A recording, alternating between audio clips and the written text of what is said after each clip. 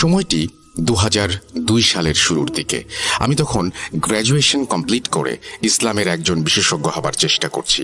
শুনতে একটু অদ্ভুত মনে হলেও এটাই সত্য যে মাদ্রাসা লাইনের পড়া শেষে আমি জেনারেল লাইনে পড়াশোনা করেছি। তারপরেও ধর্মভীরুতা আর আল্লাহর প্রতি ভালোবাসার গভীর টানে ইসলাম সম্পর্কে জ্ঞান অর্জন এবং সঠিক প্রয়োগের প্রবল ইচ্ছা থেকেই ইসলামিক বিশেষজ্ঞ হবার চেষ্টা। শুরুতেই বলে রাখি, আমি যখন ছোট ছিলাম, অর্থাৎ বাল্যকালে মাদ্রাসায় পড়াকালীন সময়ে আমার ওস্তাদজি মানে আমার বড় হুজুর আমাকে খুব ভালোবাসতেন। তাই তার প্রতিটি শুভ কাজ এবং কঠিনতম কাজে আমাকে সঙ্গী হিসেবে নিয়ে যেতেন। আমি যেমন তার সাথে বিভিন্ন মানুষের নিমন্ত্রণে নৈশ ভোজে অংশগ্রহণ করেছি, ঠিক তেমনি বদ জিনের কবলে পড়া মানুষকে বাঁচাতে রুকিয়ার কাজেও অংশগ্রহণ করেছি। তাই ছোট থেকেই ইসলামের বিভিন্ন বিষয়ে আমার আগ্রহ ছিল প্রবল। মাদ্রাসার গণ্ডি পেরিয়ে আসার কয়েক সপ্তাহ পরেই বড় হুজুর মহান আল্লাহর ডাকে সাড়া দিয়ে এই পৃথিবীর মায়া ত্যাগ করেন।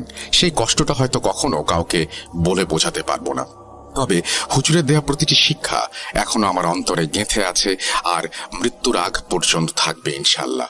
এমনই এক ভোরবেলা ফজরের ওয়াক্ত শেষে আমার দুঃসম্পর্কের একজন মামার সাথে দেখা হয়। ওনার নাম মারজুক হোসেন। মারজুক মামা নাকি আমার সাথে দেখা করতেই আজ এই মসজিদে ফজরের নামাজ আদায় করতে এসেছেন। করমর্দন ও আলিঙ্গন শেষে হঠাৎ এমন প্রয়োজনীয়তার কারণ জিজ্ঞেস করতেই তিনি বলেন, ভাগ্নে, অনেকদিন গ্রামের লোকদের কাছে তোমার খোঁজ করেছি, কিন্তু তুমি শহরে থাকো এই কথাটা ছাড়া গ্রামের মানুষ আর কোনো তথ্য দিতে পারেনি। খুব জরুরি এক কাজে তোমার শরণাপন্ন হয়েছি। প্রায় 1 মাস যাবৎ আমার ছোট ভাই মানে তোমার মেহরাব মামা অসুস্থ। হঠাৎ করেই তার আচরণে কিছু অদ্ভুত পরিবর্তন এসেছে। ঠিকমতো খাওয়া দাওয়া করছে না, আবার সবসময় একা থাকতে চাইছে। অনেকদিন বাড়ি থেকেও বেরোয় না। অনেক ডাক্তার দেখিয়েছি, কিন্তু কেউ কোনো সমস্যা ধরতে পারেনি। তুমি তো এই মসজিদের ইমাম, সবাই দেখিয়েছে, তোমাকে সবাই হুজুর ডাকে। আমি জেনেছি ছোট থাকতে তুমি নাকি অনেক জায়গায় গিয়ে কঠিন কিছু কাজে পারদর্শিতা অর্জন করেছো, আর এখন সেই বিষয়েই পড়াশোনা করছো। তা তোমার ছোট মামাকে একবার গিয়ে দেখে আসবা বাবা। মারজুক মামার কথা ফেলে দেবার মতো কোনো প্রশ্নই ছিল না, কারণ আমার ছোট মামা অসুস্থ। যখন কোনো ডাক্তার দেখিয়েও কাজ হয়নি, তখন অবশ্যই কিছু গন্ডগোল আছে। তাই দেরি না করে ওই দিন দুপুরেই মারজুক মামাকে সাথে নিয়ে গ্রামের উদ্দেশ্যে রওনা হই। বিকেলের দিকে মামাবাড়ি পৌঁছে তাদের উঠানে পা রাখতেই আমার ঘাড়ের দিকটা কেমন যেন ভার ভার মনে হতে লাগলো। বুঝলাম এখানে অবশ্যই অদৃশ্য শক্তির উপস্থিতি আছে। আমি সবার সাথে দেখা করে মারজুক মামাকে সাথে নিয়ে সোজা মেহরাব মামার ঘরে ঢুকে যাই। আমাকে দেখে মেহরাব মামা তো চিনতেই পারলেন না, বরং তার বড় ভাই মানে মারজুক মামার দিকে তাকিয়ে চিৎকার করে বলতে লাগলেন, তোর এত বড় সাহস! তোকে না বলেছিলাম বাড়িতে অপরিচিত কাউকে নিয়ে আসবি না, আর তুই ওকে নিয়ে এসেছিস? এক্ষুনি ওকে নিয়ে আমার ঘর থেকে বেরিয়ে যা, না হলে তোর শেষ রক্ষা হবে না। মেহরাব মামার কথাগুলো শুনে আর তার চোখের দিকে তাকিয়ে আমি বুঝতে পারি ওনার উপরে বদ জিনের আসর হয়েছে। তাই দেরি না করে মারজুক মামাকে ঘর থেকে বাইরে নিয়ে এসে কিছু জিনিস জোগাড় করতে বলি। আমার বলা জিনিসগুলোর নাম শুনেই মারজুক মামা বুঝতে পারেন তার ছোট ভাইয়ের ওপর খারাপ কিছুর প্রভাব পড়েছে। তাই তিনিও দেরি না করে জিনিসগুলো সংগ্রহ করে নিয়ে আসেন এবং তাকে নিয়ে আমি মেহরাব মামার ঘরে আসন বসাই এবং রুকায়ার কাজ শুরু করে দেই। শুরুর দিকে খুব একটা সুবিধা করতে না পারলেও বড় হুজুরের শিক্ষা আমাকে ওই দিন সফল হতে সাহায্য করেছে। কিন্তু জিনটা যাবার আগে আমাকে এক প্রকার হুমকির সুরেই বলে যায়, আমাকে না হয় হারিয়ে দিলি, কিন্তু এরপর কি করবি? জিনের এই কথাটা আমি বুঝতে পারিনি, কারণ ছোট মামা বা এই বাড়ির লোকদের ওপর আর কোনো বদ জিনের আসর ছিল না। তাহলে সে কার কথা বলে গেল? যা হোক, ওই দিনের মতো আমি সফল হয়ে বাড়ি ফিরে আসি। বড় হুজুর চলে যাবার পর এটাই আমার প্রথম কাজ, আর বড় হুজুরের শিক্ষায় প্রথমবারই আমি বিজয়ী। ইসলামিক যোদ্ধা হিসেবে নিজের ওপর বেশ গর্ববোধ হচ্ছিল। এভাবে বেশ কয়েক সপ্তাহ কেটে যাবার পর হঠাৎ সেই ফজরের ওয়াক্তে মসজিদে আরও একজন দুঃসম্পর্কের আত্মীয়র সাথে দেখা হয়। সম্পর্কে উনি আমার ভাই, নাম মোহাম্মদ আবু জাফর। জাফর ভাইয়ের সমস্যাও প্রায় একই। তার ছোট ভাই নাকি মাসখানেক ধরে অসুস্থ। তিনি যেভাবে তার ভাইয়ের সমস্যাগুলো তুলে ধরলেন, তাতে করে আমার বারবার মেহরাব মামার কথা মনে পড়ে যাচ্ছিল। আর সবচেয়ে অবাক করা ব্যাপার হলো, জাফর ভাই যে সময় থেকে তার ছোট ভাইয়ের মাঝে পরিবর্তন লক্ষ্য করেছেন সেই সময়টা হিসেব করলে মেহরাব মামার রুকিয়ার তারিখের সাথে মিলে যায়, যদিও ব্যাপারটা সেই মুহূর্তে আমার মাথায় ছিল না। এরপর জাফর ভাইয়ের কাছ থেকে সব সমস্যার কথা শুনে তাকে বিদায় দিয়ে ওই দিন জোহরের নামাজ শেষে আমি তাদের বাড়ির উদ্দেশ্যে রওনা দেই। তবে এবার জাফর ভাইকে আগে থেকেই কিছু জিনিস জোগাড় করে রাখতে বলি। আমি বিকেল নাগাদ তাদের বাড়ি পৌঁছেছি ঠিকই, কিন্তু এবার কোনো সমস্যার পূর্বাভাস ছিলাম না। আগের বারের মতো ঘাড় ব্যথা বা ভারী হয়ে যাওয়া সমস্যাগুলো এবার বুঝতে পারছিলাম না। তবে ব্যাপারটা আমি স্বাভাবিকভাবেই ধরে নিয়েছি। যা হোক, বাড়ির সবার সাথে দেখা করে কথাবার্তা শেষ করে যখনই আমি জাফর ভাইয়ের ছোট ভাইয়ের ঘরে প্রবেশ করেছি, তখনই একটা উষ্ণ দমকা হাওয়া আমাকে ভেদ করে সেই ঘরে প্রবেশ করে। আমি সালাম দিয়ে কিছুক্ষণ জাফর ভাইয়ের ছোট ভাইয়ের সাথে কথা বলে বুঝলাম এটা স্বাভাবিক কিছু নয়। আমি কিছু সময় নিয়ে ফেললে পরিস্থিতি বিগড়ে যেতে পারে ভেবে জাফর ভাইকে আগে থেকেই জোগাড় করে রাখা জিনিসগুলো নিয়ে আসতে বলি, আর সেই ঘরেই আসন পাতি। ঠিক আগের বারের মতোই বড় হুজুরের শিক্ষাগুলো কাজে লাগিয়ে আমি সফলতা অর্জন করি, কিন্তু এর পরের দৃশ্যটা মুহূর্তেই আমাকে আতঙ্কিত করে তোলে। গতবারের মতোই এবার জিনটা যাবার সময় হুমকির সুরে আমাকে বলে যায়, আমাকে না হয় হারাতে পেরেছিস, আমার সর্দারকে হারাতে পারবি না তো। চিন্তা করিস না, খুব শীঘ্রই আমার সর্দারের সাথে তোর দেখা হবে, এখন থেকেই প্রস্তুতি নিতে শুরু কর। এটা বলে যখনই সে জাফর ভাইয়ের শরীর থেকে বেরিয়ে যাবে, ঠিক তখনই আমি কুদরতি ক্ষমতায় তাকে আটকে জিজ্ঞেস করি, কে তোর সর্দার? আমার কথা শুনে সেই জিনটা অট্টহাসি হাসতে হাসতে বলে, দেখবি। আর তখনই একটা মিশ্র অনুভূতি আমার ভেতরে প্রবাহিত হয়ে যায়।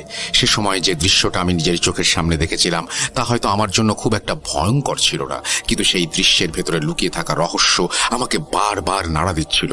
আমি দেখলাম জাফর ভাইয়ের ছোট ভাই নিজের আঙুল কামড়ে ছিঁড়ে ফেলে সেখান থেকে ফিনকি দিয়ে বেরিয়ে আসা রক্ত দিয়ে দেয়ালের ওপর একটা চিহ্ন আঁকলেন, যেটা দেখে আমি রীতিমতো চমকে উঠলাম। আরে, এটা তো সেই চিহ্ন যেটা আমি মেহরাব ভাইয়ের পেটের ওপর আঁকতে দেখেছি। হ্যাঁ, এটা সেই ছবিটাই। এই কয়দিনে ব্যাপারটা আমি ভুলে গিয়েছিলাম। হুমকির সুরে কথা বলে যখন মেহরাব ভাইয়ের শরীর থেকে জিনটা চলে যাচ্ছিল, তখন মেহরাব ভাই যন্ত্রণায় কাতরাচ্ছিলেন, আর ঠিক তখন আমি তার পেটের ওপর নাভির কাছে এই চিহ্নটা দেখতে পাই। তখন ব্যাপারটা আমি খুব একটা পাত্তা দেইনি, কিন্তু এখন আবার সেই চিহ্ন। কিন্তু কেন? আমি জাফর ভাইয়ের ছোট ভাইয়ের আঁকা সেই চিহ্নের দিকে তাকিয়ে হতভম্ব হয়ে কথাগুলো ভাবছিলাম। তখন সেই সুযোগ কাজে লাগিয়ে জিনটা তার শরীর থেকে বেরিয়ে যায়। তারপর পরিস্থিতির নিয়ন্ত্রণে এনে আমি সেই চিহ্নের কাছে গিয়ে ভালোভাবে লক্ষ্য করলে দেখি আরবিতে দুটো নাম লেখা। একটা সেই জিনের ওস্তাদের নাম, আর একটা সেই ব্যক্তির নাম যার ওপর সেই সর্দার আসর করেছে, এবং আমাকে কোনো না কোনো উসিলায় সেখানে গিয়ে পৌঁছাতে হবে। না, সেই সর্দারের নাম আমি এখনই বলবো না। আমার জীবনের সেই চরম মুহূর্তের কথাগুলো বলার সময় না হয় তার নামটা স্মরণ করিয়ে দেব। সেদিন আমি আবারও বিজয়ী হয়ে বাড়ি ফিরেছি ঠিকই, কিন্তু সেই আনন্দটা আমি কোনোভাবেই খুঁজে পাচ্ছিলাম না। বারবার মনে হচ্ছিল এই বুঝি খারাপ কিছু ঘটতে চলেছে, হয়তো এমন কিছুর সম্মুখীন হয়ে যাব যাকে আয়ত্তে আনা আমার একার পক্ষে সম্ভব নয়। এভাবে আরো অনেক কিছুই ভাবতে থাকি, কিন্তু এক সপ্তাহ যাবৎ আমার সাথে কিছুই হয়নি। তবে এক সপ্তাহ পর এক অদ্ভুত সমস্যা এসে হাজির হয় আমার দুয়ারে।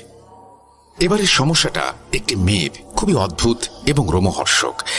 এমন একজন মাকে খুঁজে আনতে পারবেন যে কিনা বিনা কারণে সুস্থ মস্তিষ্কে তার 3 সন্তানকে হত্যা করবে, পর্যায়ক্রমে কাউকে পানিতে ডুবিয়ে, কাউকে আলমারির দরজার মাঝে মাথা চাপা দিয়ে কিংবা বালিশ চাপা দিয়ে খুঁজে পাবেন।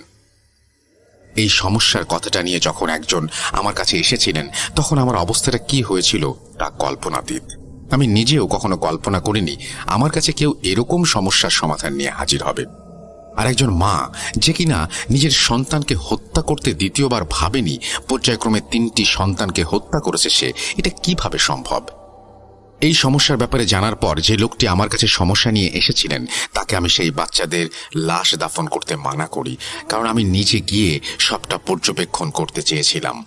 এরপর আমি পোশাক বদলে সেই লোকটিকে সাথে নিয়ে তাদের বাড়ি চলে যাই, কিন্তু তাদের বাড়ির ত্রিসীমানায় পা রাখতেই প্রচণ্ড শক্তিশালী কোনো কিছুর উপস্থিতি টের পেতে শুরু করি। মনের এক কোণে শঙ্কার কালো মেঘ ঘনাঘটা দেখা দিলেও আমি নিজেকে কোনোভাবে সামলে বাড়িতে প্রবেশ করি, কিন্তু মুহূর্তেই আমার চোখে যেন পানি চলে এলো। 3টি শিশুর লাশকে ঘিরে আত্মচিৎকার করছে পরিবারের সদস্যরা, কিন্তু মায়ের কোনো খোঁজ নেই। সে নিজেও ঘরে মনের আনন্দে বসে দেখছে সবকিছু। আমি সবটা দেখার পর মেয়েটার বাবাকে সাথে নিয়ে তার ঘরে প্রবেশ করি। সবকিছুই স্বাভাবিক মনে হচ্ছিল, কিন্তু ক্ষণস্থায়ী নীরবতার মাঝে কতটা নির্মমতায় ঘেরা রহস্য লুকিয়ে আছে তা বোঝা দেয়। তাই সরাসরি মেয়েটাকে জিজ্ঞেস করি, কে আছে তোর ভেতরে? আমার কথা শুনে মেয়েটার হাস্যোজ্জ্বল মুখটা যেন মুহূর্তেই মলিন হয়ে যায়। কিছুক্ষণ চুপ করে আমার দিকে এক দৃষ্টিতে তাকিয়ে থেকে হঠাৎ কান্না বিজড়িত এক পুরুষ কণ্ঠে বলে ওঠে, হুজুর, আমি কিচ্ছু করিনি, আমি কিছু করতেও চাইনি, কিন্তু ওরা আমাকে বাধ্য করেছে এটা করতে। এটা শুনে আমি কিছুটা অবাক দৃষ্টিতে তার দিকে তাকিয়ে ভাবতে থাকি, এটা কিভাবে সম্ভব? মেয়েটার ওপর যে জিন ভর করেছে তাকে কিছু বলার আগেই সে নিজ থেকে সবটা বলে দিচ্ছে। কি হচ্ছে এসব? আমি আবার তাকে জিজ্ঞেস করি, কে তুই? কেন এসেছিস? মেয়েটার ক্ষতি করছিস কেন?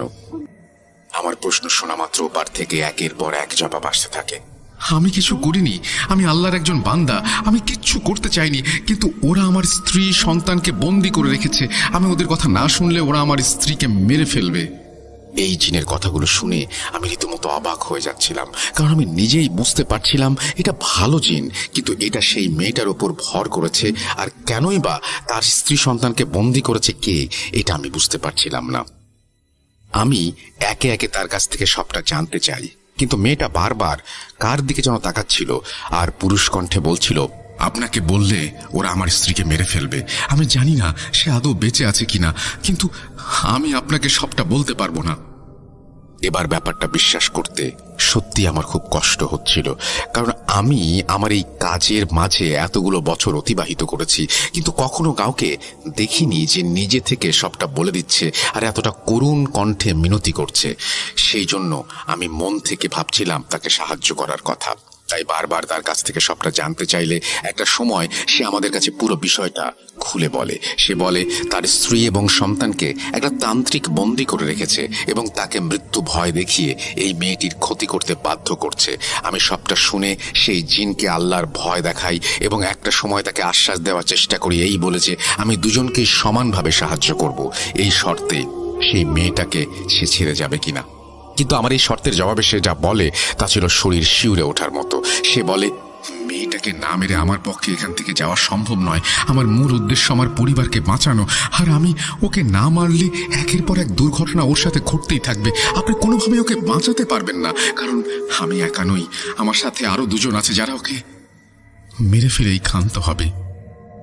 এরপরেই ঘটে সেই আশ্চর্যজনক ঘটনা। সেই জিন তার 2 জন সঙ্গীর নাম বলে।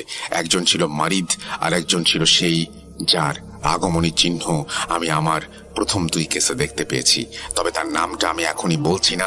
যা হোক, এরপর আমি অনেকভাবে সেই জিনকে বুঝিয়ে তার শরীর থেকে বের করি। সে চলে যাবার পর মেয়েটাকে তার বিছানায় শুইয়ে দিয়ে কিছুটা দোয়া পড়ে তার শরীরে ফুঁ দিয়ে যাই, যাতে সেদিনের মতো আর কোনো ঝামেলা না হয়। তারপর আমি মেয়েটার পুরো পরিবারের সাথে তার এই সমস্যাগুলো নিয়ে কথা বলতে শুরু করি। তাদেরকে এমনটা হবার কারণ জিজ্ঞেস করলে প্রথমে তারা কিছু বলতে চান না, কিন্তু একটা সময় আমাকে সবটা খুলে বলেন। বিষয়টা খুব হৃদয় বিতারক। তবে আমি মারিদের সাথে কথা বলার পরের ঘটনার সাথে এই ব্যাপারটি নিয়ে বিস্তারিত সবকিছু বলবো। সেদিন বিকেলেই জানতে পারি এই ঘটনাটি নিয়ে একটি পুলিশ কেস হয়েছে, আর এটা সেই মুহূর্তেই মারাত্মক এক পর্যায়ে চলে গিয়েছে। বিষয়টা পারিবারিক ছিল বিধায় আমি খুব একটা কথা বলিনি, তবে নিজের কাজের কোনো ঘাটতি রাখেনি। সেদিনের মতো আমি সেখান থেকে চলে আসি। সামনাসামনি আমার সাথে কোনো সমস্যা না হলেও স্বপ্নে বিভিন্ন উপায়ে কেউ একজন আমাকে ভয় দেখানোর চেষ্টা করে, কিন্তু তখন ব্যাপারটা আমি খুব একটা আমলে নেইনি। পরদিন সকালে আমি যখন তাদের বাড়িতে যাই, তখন মেয়েটা হাত পা বাঁধা অবস্থায় নিজের ঘরে বন্দি ছিল। সে নাকি গতকাল রাত থেকে ছটফট করছে আর অকথ্য ভাষায় গালিগালাজ করে ঘরের সবকিছু ওলট পালট করে দিতে চাইছে। সবটা শুনে আমি দেরি না করে সেই ঘরে আসন বসাই এবং নিয়ম মাফিক সূরা পড়ে তার ওপর মারিদকে হাজির করি। মারিদ কিছুটা রকচটা স্বভাবের হলেও প্রথমবারের মতো সে আমার কোনো প্রশ্নের উত্তর দিতে আগ্রহী ছিল না, বরং আমাকে জোর করে বিব্রত করার চেষ্টা করছিল, কিন্তু আল্লাহর কালামের ওপর কিছু তো নেই। আস্তে আস্তে সূরা পাঠের পরিমাণ বাড়িয়ে দিলে একটা সময় সে আর সহ্য করতে না পেরে আমার সাথে কথা বলতে শুরু করে, কিন্তু তারও সেই একই কথা। কর্কশ পুরুষ কণ্ঠে সে বলে ওঠে, পারবি না। আমি তাকে অনেকবার জিজ্ঞাসাবাদের পর জানতে পারি সে একজন সেনাপতি মাত্র। তার মালিক তাকে দায়িত্ব দিয়েছে এই মেয়েটির ক্ষতি করবার জন্য। সে মেয়েটার প্রাণ নাশ করতে পারে, তাহলে তাকে পুরস্কৃত করা হবে এবং বাদশার মুকুট নাকি তার মাথায় উঠবে। আমি মারিদের এই সব কথা শুনে এক প্রকার তাচ্ছিল্যের সুরেই তাকে বলি, এই সব কিছু ভুল। তুই যতই ভক্তি নিয়ে নিজে কাজ করিস না কেন, যতই মেয়েটার ক্ষতি করিস না কেন, কখনোই সেই মুকুট পাবি না।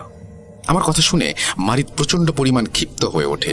হঠাৎ চারিদিকে ভূমিকম্পের মতো কাঁপতে শুরু করে। রুমের ভেতরে থাকা লাইটগুলো বারবার নিভু নিভু করে আবার জ্বলে উঠতে থাকে, আর দরজা জানালাগুলো নিজে নিজে বাড়ি খেতে থাকে।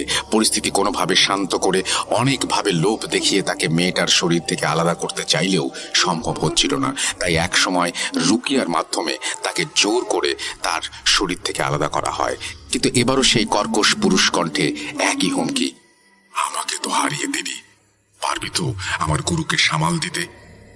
এরপরে মেয়েটা নিস্তেজ হয়ে মাটিতে লুটিয়ে পড়ে। পরিবারের মহিলা সদস্যরা তাকে ধরাধরি করে বিছানায় শুইয়ে দিলে আমি আবারও সূরা পড়ে ওর শরীরটা বন্ধ করে দেই। মেয়েটার ঘর থেকে বেরিয়ে তার বাবার সাথে কথা বলার সময় আমি তার নামটা জিজ্ঞেস করি। মেয়েটার নাম ছিল সামিয়া। আমি আবারও চমকে উঠি। আমি আর এক মুহূর্ত দেরি না করে সামিয়ার বাবা এবং আরো দুজনকে সাথে নিয়ে ঘরে প্রবেশ করি। সামিয়ার ঘরে প্রবেশ করতেই সামিয়া আমাকে ডাবল ভয়েসে কাকুতি মিনতি করে বলে, হুজুর, আমাকে যেতে দিন, আমার স্ত্রী ছেলেরা বন্দী, আমার স্ত্রী বেঁচে আছে কিনা বুঝতে পারছি না, আমাকে যেতে দিন। এরপর আমি সামিয়ার ভেতরে থাকা ভালো জিনটাকে জিজ্ঞেস করি যে এই জঘন্যতম কাজটা আসলেও কি সামিয়ার হাজবেন্ড করেছে নাকি অন্য কোনো ঘটনা আছে। সামিয়ার ভেতরে থাকা ভালো জিনটি কিছুক্ষণ চুপ করে রইল। এরপর সে আমার রুমের একপাশে তাকিয়ে হাত জোর করে মাফ চাচ্ছিল আর বলছিল যে তার সন্তান তার স্ত্রীকে যেন মারা না হয়। এরপর সামিয়া তার হাতের বাঁধন এতই জোরে টানছিল যে তার হাত বাঁধা দড়ি ছিঁড়ে যাচ্ছিল। দড়ির ঘষায় কবজি খানিক কেটে রক্তপাত হচ্ছিল তার। আমি এরপর আমার সাথে আনা একটি মেসোয়াকের ছোট ডাল দিয়ে মেয়েটার গায়ে জমজমের পানি ছিটিয়ে দেই এবং রুকাইয়ার আয়াত পড়তে থাকি। কিছুক্ষণ পর আমি সেই ভালো জিনের সমস্ত শক্তি আয়াতের মাধ্যমে বেঁধে আমার সাথে আনা একটা শাবল মাটিতে পুঁতে দেই। এরপর সামিয়া একেবারে শান্ত হয়ে যায়। আমি ওকে বলি যদি তার আল্লাহর ওপর ভয় থাকে আর যদি সে আল্লাহর বান্দা হয়ে থাকে তাহলে আল্লাহর ওয়াস্তে যেন আমাকে সব সত্যি কথা বলে। তখন সামিয়া রুমের একপাশে তাকিয়ে ভারী গলায় বলল, আমার স্ত্রী তাহলে আর নেই? বলছি হুজুর। এরপর সামিয়ার ভেতরে থাকা জিনটি আমাদের সবকিছু খুলে বলে। চাঞ্চল্য করে এই ঘটনাটি শোনা যাক সামিয়ার ভেতরে থাকা জিনের জবানে। সামিয়া ও শৈশব, তাদের ভালোবাসার সম্পর্ক বিয়েতে রূপ নেয়। বিয়ের পর সামিয়া সৎ থাকলেও শৈশব কখনোই সৎ থাকেনি। বারবার বিবাহ বহির্ভূত সম্পর্কে সামিয়ার কাছে ক্ষমা চাইত। সামিয়াও তাকে মাফ করে দিত। মাঝে মাঝে সামিয়াকে সে মারধরও করত, কিন্তু সামিয়া মুখ বুজে সব সহ্য করত। সামিয়া ও শৈশবের তৃতীয় সন্তান জন্মের পরেই শৈশব আবার বিবাহ বহির্ভূত সম্পর্কে জড়িয়ে পড়ে আরেকটি মেয়ের সাথে। সেই মেয়েটি সামিয়ার কাছে এসে বলেও ছিল যে শৈশবকে যেন সামিয়া ছেড়ে দেয়, কিন্তু সামিয়া কোনো অবস্থাতেই রাজি হয়নি। এই দেখে রাগে শৈশব সামিয়াকে মারধর করলে সামিয়া শৈশবকে বোঝায় অনেক। অবশেষে শৈশব বুঝতে পারে যে সে ভুল করেছে। সে এবার সামিয়ার কাছে ওয়াদা করে যে সে কখনোই আর এরকম জঘন্য কাজ করবে না। শৈশবের এই আচরণ সেই মেয়েটি মেনে নিতে পারেনি, এই জন্য সে এই সব করেছে। কি হুজুর, কি ভাবছেন? এটাই আসল কাহিনী। এখনো তো শুরুই করিনি, বলছি শুনুন। যেই মেয়ের সাথে এবার শৈশবের সম্পর্ক হয়েছিল সে আসলে কে? সে হচ্ছে একজন তান্ত্রিকের মেয়ে, যাদের কয়েক বংশ পরম্পরা থেকে এই কালো জাদু বিদ্যা ও চর্চার প্রচলন চলে আসছে। মেয়েটি যে শৈশবকে ভালোবাসে তা কিন্তু নয়। আসলে শৈশবের জন্ম হচ্ছে সেপ্টেম্বর মাসের শেষ সপ্তাহে। রাশির হিসেবে সে হচ্ছে একজন তুলা রাশির জাতক। তুলা রাশির কম বেশি ক্ষমতা আমরা সবাই জানি। সেই মেয়েটি আর তান্ত্রিক বাবার যে কোনো একটা সাধ্য হাসিল করতে এমন একজন তুলা রাশির যুবক প্রয়োজন ছিল যে বিবাহিত এবং তুলা রাশির হবে, আর বয়স হবে 24 থেকে 25-এর মাঝে। অনেক খোঁজাখুঁজির পর সেই মেয়েটা শৈশবের সন্ধান পায়। এরপর মেয়েটি আর তার তান্ত্রিক বাবা মিলে শৈশবকে বশ করে এবং সামিয়ার বিরুদ্ধে তার মন বিষিয়ে তোলে। কিন্তু সেই মেয়েটি যখন সামিয়ার কাছে গিয়ে শৈশবকে ছেড়ে দিতে বলে, তখন সামিয়া রাজি হয়নি, আর শৈশবও নিজের ভুল বুঝতে পারায় প্রচন্ড রেগে যায়। এরপর সে সামিয়ার ওপরে কালজাদু করে তাকে রাস্তা থেকে সরিয়ে দেওয়ার পরিকল্পনা বানায়। এই কালজাদুর ফলে সামিয়া তার নিজের 3 সন্তানকে মর্মান্তিকভাবে হত্যা করে। এরও একটা কারণ আছে, কারণ হচ্ছে সামিয়া যদি তার সন্তানকে হত্যা করে তবে শৈশব আর কখনো সামিয়ার কাছে ফিরবে না, আর হত্যার দায়ে সামিয়া জেলে চলে যাবে। আপনি জানেন হুজুর, সামিয়ার 3 সন্তানকে কে মেরেছে? আমি মেরেছি। আমি, কিন্তু আমি একা নই, আমার সাথে আরো 2 জন ছিল। একজনের সাথে আপনার পরিচয় হয়ে গেছে, সে মারিদ, আর একজন, তাকে আপনি আটকাতে পারবেন না। আমি আপনাকে বলতে পারবো না আরেকজনকে। সামিয়ার ভেতর থাকা জিনের মুখে এইসব কথা শুনে আমার আত্মা কেঁপে উঠেছিল সেদিন।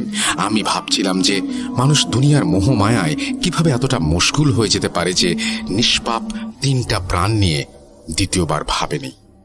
আমি এরপর সামিয়ার ভেতরে থাকা ভালো জিনকে বললাম, তান্ত্রিক আর তার মেয়ে না হয় কাফের, তুই তো আল্লাহর বান্দা, তুই কেন 3টা বাচ্চাকে মারলি? তোর কি দয়া মায়া নেই?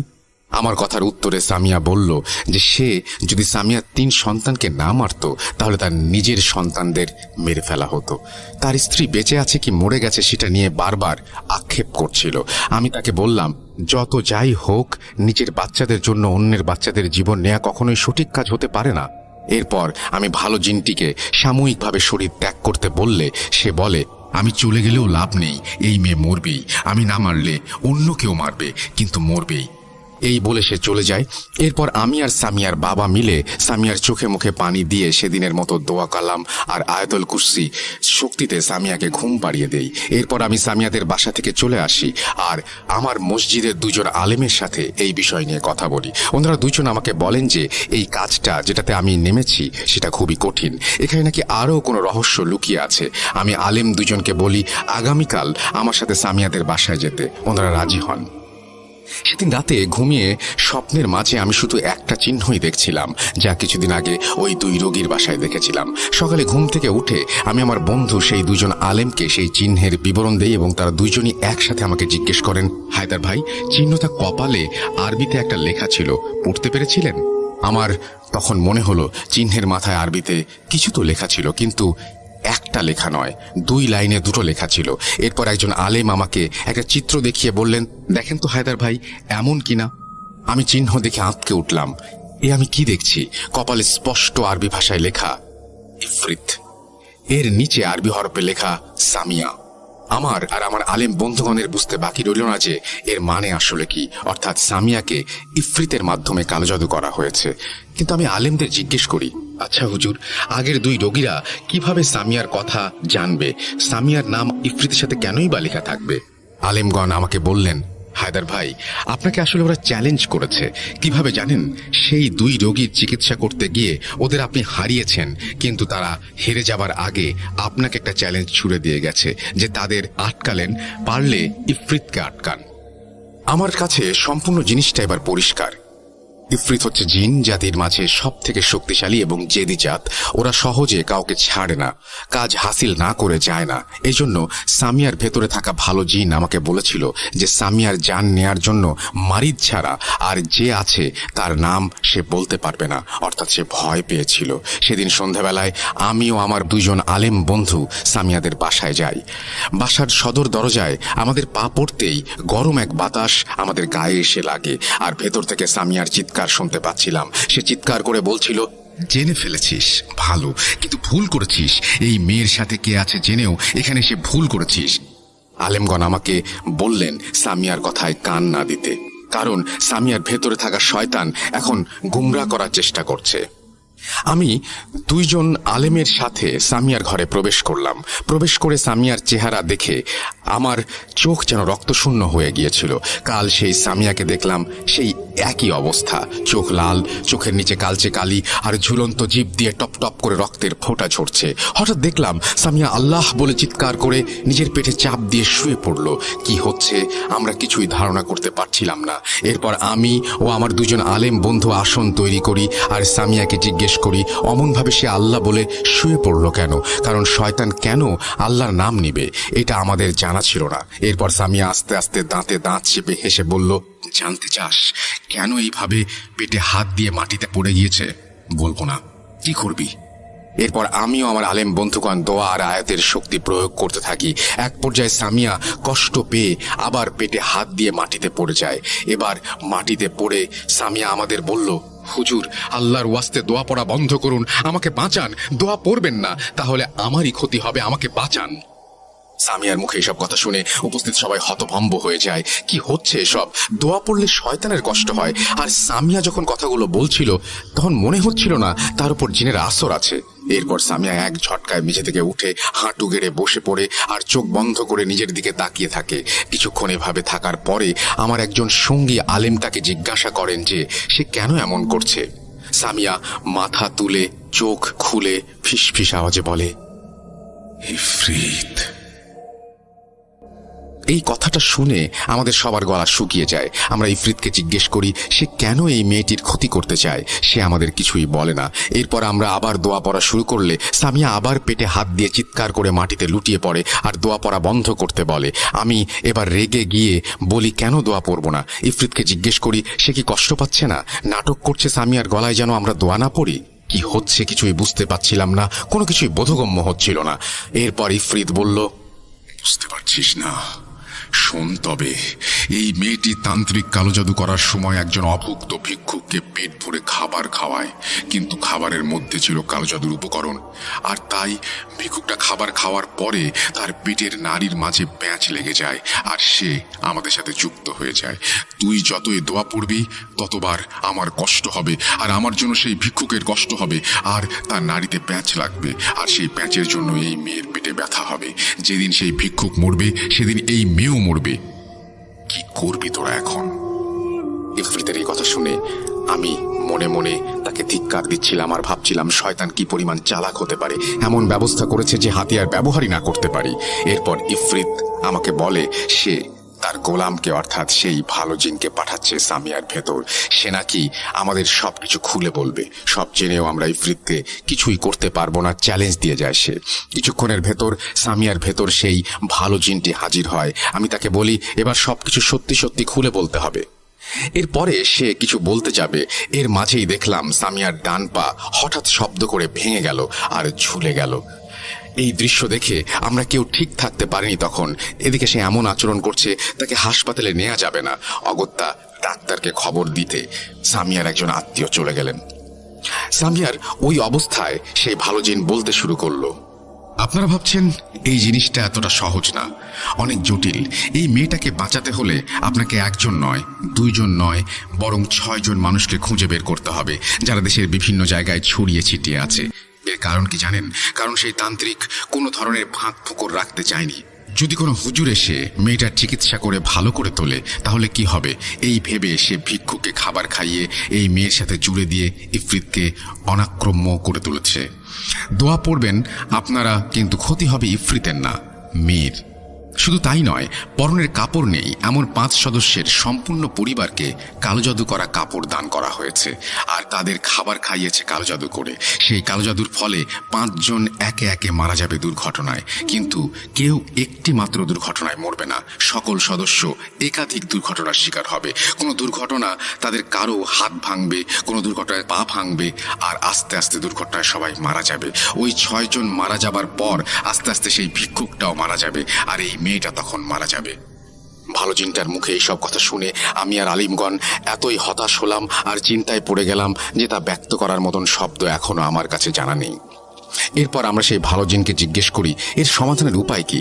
সে কিছু বলে না, চুপ করে থাকে। হঠাৎ নিজেই বলতে থাকে, এই মেয়েটার সন্তানের লাশ দিয়েও কালজাদু করা হয়েছে। এবার আমি আমার ধৈর্যের বাঁধ ধরে রাখতে পারিনি। আমি রেগে গিয়ে সামিয়ার সামনে গিয়ে বলি, আর কত, আর কিভাবে কুফরি করেছে রে শয়তান, মানুষেরা কিভাবে পারে, বল কি করেছে আর। এরপর সামিয়া বলতে শুরু করে, এই মেয়েটার বাচ্চাগুলো আমি একা মারিনি, আমার তো সামর্থ্য নেই। আমি যখন মেয়েটার উপর ভর করে তার বাচ্চাদের পানিতে ডুবিয়ে মারার চেষ্টা করছিলাম তখন পারছিলাম না। এরপর ইফরিত আর মারিদ এসে আমাকে সাহায্য করে। আলমারিতে মাথা ঠুনকিয়ে যাকে মেরেছি তার মাথায় হাত দিয়ে তাকে ধাক্কা দিতে পারছিলাম না আমি, তখন ইফরিত আর মারিদ সেই ছেলেটাকে ধাক্কা দেয়। বালিশ চাপা দিয়ে যাকে মেরেছিলাম তার মুখ থেকে বালিশ বারবার ছুটে যাচ্ছিল, কিন্তু ইফরিত আর মারিদ ছেলেটাকে দুই দিক থেকে ধরে আমাকে হত্যা করতে সাহায্য করে। ছোট ছেলে মৃত্যুর পর তার লাশের সাথে ইফরিতকে দিয়ে কালো জাদু করানো হয়।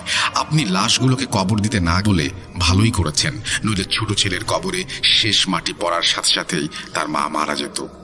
এরপর আমি সেই ভালো জিনটাকে জিজ্ঞেস করি এই সমস্যা থেকে সমাধানের উপায় কি। সে আমাকে কিছুই বলতে চায় না। আমি তাকে আল্লাহর ভয় দেখাই এবং পাপের প্রায়শ্চিত্ত করতে বলি। অবশেষে সে রাজি হয় আর বলতে শুরু করে, আমি আপনাদের উপায় বলে দিতে পারি। এতটুকু বলেই সে আত্মচিৎকার দিয়ে মাটিতে লুটিয়ে পড়ে। এর মাঝে আমরা দেখলাম ডাক্তার চলে এসেছে।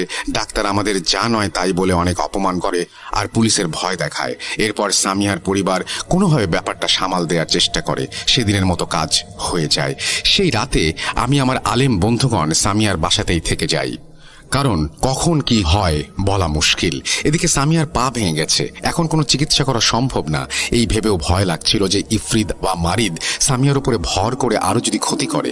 তাই আমি আর আমার আলেম বন্ধুগণ ঠিক করি মাদ্রাসা থেকে ছাত্র এনে সামিয়ার রুমে 24 ঘন্টা কোরআন পড়ার ব্যবস্থা করব। পরদিন সকালবেলায় আমরা মাদ্রাসার 11 জন ছাত্র ডেকে এনে 5 জন আর 6 জন করে পালা করে 24 ঘন্টা কোরআন পড়ার ব্যবস্থা করি। টানা 7 দিন এই কাজ চলার পর আমরা আবার সামিয়ার রুমে যাই। সামিয়ার পা আর কোমর বেঁধে দেই বিছানার সাথে, যেন নড়তে না পারে। কোরআন পড়া থামিয়ে দেখি সামিহা আমাদের দিকে তাকিয়ে আমাদের উপরে সেই ভালো জিনটিকে হাজির করতে চাইলেও ব্যর্থ হয়। কিছুক্ষণ পর সামিয়া হাহা করে হেসে ওঠে আর ফিসফিস করে বলে, ইফরিত। আমাদের বুঝতে বাকি রইল না ইফরিত আবার এসেছে। এবার আমি ইফরিতকে জিজ্ঞেস করলাম সে কেন ভালো জিনটার উপায় বলতে দেয়নি। ইফরিত বলে সবকিছু নাকি আমাদের তারা জানাবে না, এখন যা করার তা নাকি আমাদের নিজেদের করতে হবে। আমিও আমার আলেম বন্ধুগণ ভেবে পাচ্ছিলাম না যে আসলে এই সিচুয়েশনে ঠিক কি করতে পারি আমরা, কারণ আমরা চাইলেও কোনো আয়াত পড়তে পারছিলাম না, কারণ এতে সামিয়ারই ক্ষতি হচ্ছিল। এরপর আমি ইফরিতকে জিজ্ঞেস করি যে কি পেলে সে যাবে। ইফরিত আমাদের বলে একটা জিনিস পেলেই সে যাবে, আর সেটা হলো সামিয়ার জান। সে নাছোড়বান্দা। এরপর আমিও আমার আলেম বন্ধুগণ ভাবতে থাকি যে কি করা যায়। এরপর আমরা একটা ধোঁকা দেওয়ার রাস্তা খুঁজে বের করি। রাস্তাটি কি, আমরা ইফরিতের সাথে সমঝোতা করব যে সামিয়াকে মেরে ফেলতে আমরা সাহায্য করব, কিন্তু সামিয়াকে অবশ্যই ভালো জিনটা মারতে পারবে বলে শর্ত দেব।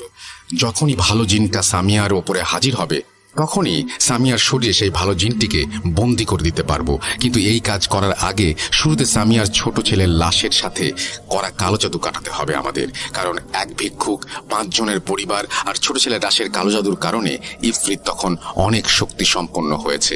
বেশিক্ষণ আর তাকে আটকানো যাবে না। আমরা 3 জন চলে গেলাম সামিয়ার ছোট ছেলের লাশের কাছে। লাশ থেকে তখন গন্ধ বেরিয়ে গেছে। সামিয়ার পরিবারের কেউ একজন লাশবাহী গাড়ি জোগাড় করে সেখানে লাশগুলো রাখার ব্যবস্থা করেছে। আমরা বড়ই গাছের 7টা পাতা বেটে আয়াতুল কুরসি পড়ে পানিতে মিশিয়ে লাশটাকে গোসল করাই। যদিও এই নিয়মে পানির 3 ঢোক রোগীকে খাওয়াতে হয়, কিন্তু মৃত ব্যক্তি খাবে কি করে, তাই আল্লাহর কাছে আমরা প্রার্থনা করি যে লাশটার ওপর থেকে কালো জাদুর প্রভাব যেন কেটে যায়। এরপর চলে আসি সামিয়ার কাছে। ইফরিতকে আমরা জানাই যে আমরা তার কথায় রাজি, কিন্তু সামিয়াকে একমাত্র মারার ক্ষমতা ভালো জিনটার হবে বলে শর্ত দেই। ইফরিত শুরুতে রাজি না হলেও পরবর্তীতে সে রাজি হয় এবং সামিয়ার শরীর ছেড়ে দেয়। কিছুক্ষণের ভেতরে সামিয়ার ভেতর থেকে সেই ভালো জিনের আওয়াজ আমরা শুনতে পাই। আমরা তখনই সামিয়ার শরীরে তাকে বন্দি করে ফেলি আর জিজ্ঞেস করি এই সমস্যা থেকে পরিত্রাণের উপায় কি। আশ্চর্যজনকভাবে সামিয়া হা হা করে অট্টহাসিতে ফেটে পড়ে। তার হাসির কারণ জানতে চাইলে সে বলে, কি ভেবেছিলি ধোকা দিবি ইফরিতকে? ইফরিত ধোকা খাওয়া শেখেনি। আমাদের বুঝতে বাকি রইল না যে আমরা এতক্ষণ ভাবছিলাম এই খেলাটা এখন বোধহয় আমাদের হাতে, কিন্তু এই খেলা আসলে কখনোই আমাদের হাতে ছিল না।